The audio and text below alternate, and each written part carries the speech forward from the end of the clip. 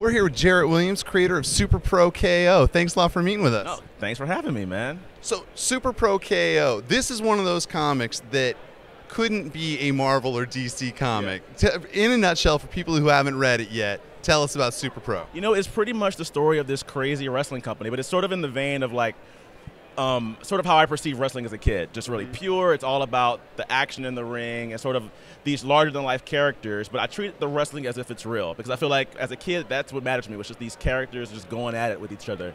So I'm just having fun with it. You have the story of this champion named King Crown Jr. who's pretty much had several title reigns. He's at the point in his career where he's just like, I just need a worthy challenger. And then you also have this kid named Joe Samiano who's young, really naive. He dropped out of college to pursue pro wrestling, and he's trying to work his way up to the ladder. So it's pretty much almost the tale of these two characters and how they kind of intertwine, sort of the fall of grace with King Crown, but also sort of like the climb for Joe Samiano. So.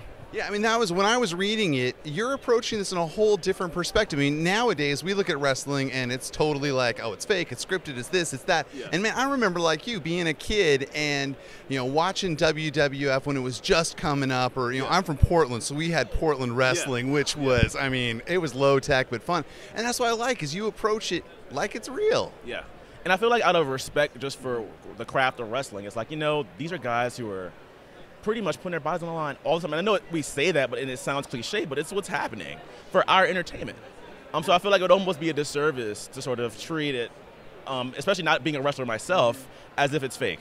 My approach is, I know about comics, I know about navigating the comic industry, so I just try to almost place myself in this fictional world of like, how would I respond to some of the things? And then I take some experience from the comics too, like working from Artist Alley to now working with a publisher. That climb and that journey, I can relate to that, and I feel like as a new wrestler, they'll probably have a similar journey. Yes, let's talk about your journey a little bit. How did you go from Artist Alley to working for a publisher like Oni? It was a long story. I mean, I started going to cons maybe back in 05, 06. Just sort of, I was working on this comic called Luna Boy at the time, and just was doing a web comic and self-publishing some graphic novels through Lulu, actually. And so I started going to like, Otakon, MegaCon, Heroes Con. Just started going to more and more cons, Fluke and SPX, and just really trying to immerse myself in comic culture. And I was just, talking to other artists, seeing what they were doing, getting feedback from them about, how to improve my work, how to show my work. And then I actually started, doing that long enough to where I started meeting, different people within the industry, different publishers. Some of my friends ended up started working at certain companies, but I was still doing my own minis. And eventually, one of my minis for Super Pro made it into the hands of Oni. And so it became this thing where I was going to just put it out on my own. I was going to self-publish it because I just wanted to see a comic about wrestling. I wanted to see so many times we complain about the comics that aren't out. And I'm like, you know what? Well, if you have a problem with that, you create it. And so I was like, I want to see a wrestling comic. And there are lots of others. There's several other wrestling comics, but I wanted to see one done in a way that was, really cartoony, really stylized, and definitely approached it from the standpoint of like, this is real, for sure. Well, and your art is unlike anything else that's out there right now. Who are some of your influences? I look at a lot, man. I mean, I actually go back to the old guys, Like, I loved Carl Barks growing up. I loved those Uncle Scrooge comics. My mom was really into romance comics. She grew up in the 50s and 60s, and so her folks would always just overwhelm her with, like, romance comics. She was a reader. So when I was a kid, we would go to the grocery store, and she would easily give me Archie or Jughead because she would recognize those characters. And so I read a lot of that growing up, a lot of like Richie Rich, a lot of those Harvey comics. I ate up a lot of newspaper strips, and then got into some manga early on. So of course I was like, crazy enough, I was one of the few guys in my school reading Sailor Moon, of all things. I was kind of like on the low about it, really quiet about it.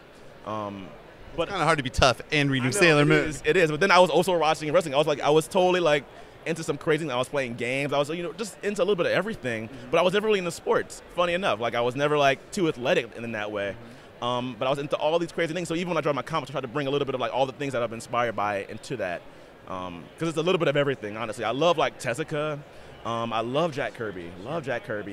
I also look at a lot of letterers. Like I look at Todd Klein. I look at just, I try to draw from different things, and just see like, I feel like almost like Super Pro is almost like I'm from New Orleans, so I want to say like a gumbo, like a mix, but it kind of is of just so many different things, So we got Volume 2 just came out, and so when you were hard at work at Volume 3 now? I am. It's crazy because Volume 2 just came out a couple months ago. The reception's been really good.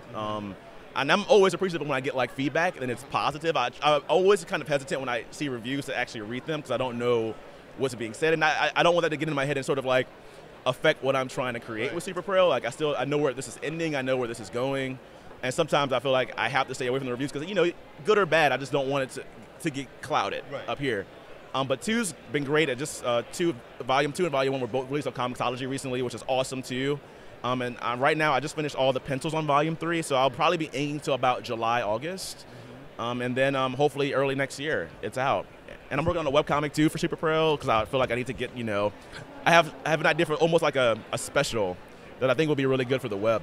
And I started off doing, webcomics and mini-comics, so I kind of want to actually, start doing webcomics again too. So. And you said you have this all planned out, so you're working on 3. Yeah. What are you thinking? 4, 5, 6, 10? The first arc is 5 for sure. And then I'm going to see from there. Like I feel like I can keep going with it. I have ideas for like several arcs because I think it's just one of those things where I feel like there's so many things you can do with a comic about pro wrestling. Right. And I feel like what's great is I feel like Volume 2 allowed me to really focus in a little bit more on Joe and Crown specifically. Like Volume 1 was really just kind of introducing you to this world. And even Volume 3, you really get into, like, not to spoil it, but Volume 2 is sort of setting up the big fight in Volume 3. Right. And so even getting into the minds of the challengers in those 2 fights, there's these 2 characters named Butcher Rowdy, who's like this really roid Scott Steiner and Goldberg kind of type of wrestler, and then Romeo Colossus, who's this baseball player who's now decided to join, jump into pro wrestling. And you have these 2 characters who kind of show up in Volume 2, and I kind of expand on their history a little bit more. Like they're not just random. And you kind of learn a little bit more about their past and how they tie to King Crown and Joe, even in this comic. So I'm able to kind of really just expand on the universe a little bit more, but it's still kind of building up the story of like how King Crown and Joe, how their paths collide. So awesome! I can't wait to see it. I'm glad for the feedback and the support. I know like it's a stretch, a comic about pro wrestling, and I feel like there have been so many, but the love for Super Pro has been awesome. So I truly appreciate it, and I'm definitely humble. I feel like I really came, again, from the alley to now I have a book out and a book that I'm drawing and writing, which for my first major published book is sort of a big deal for me.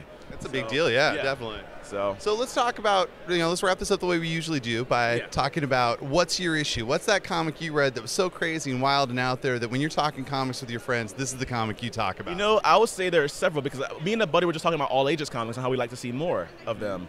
So I have all. Which, by the way, Super Pro KO is it's pretty all ages. But it's funny, a lot of kids pick it up. I think it's just because of the look, the aesthetic of it.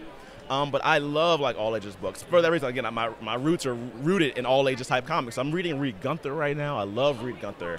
It's a Western, but I feel like it's just fun.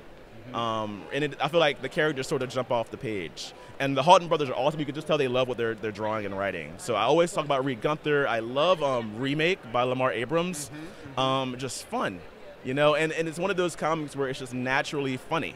Like I feel like he's writing it, but like I'm like, man, it really seems so natural. The dialogue and sort of like the punchlines. So I really admire his work too. And then also, I'm trying to think what else. I know those are my 2 go-to. I actually also like, funny enough, Johnny Ryan's Prison Pit. I think it's hilarious. And it's so not like the other 2, but I just feel like it's just so explosive. And it's also kind of pulling from wrestling in a lot of ways, too. And just so over the top. So, yeah, if you haven't checked out Reed Gunther for sure or Remake, I love those 2 comics. And I talk about them whenever I can. So. All right. Well, thank you very much. And all the continued success to you. And can't wait for more Super Pro. Thanks for the support. I appreciate it.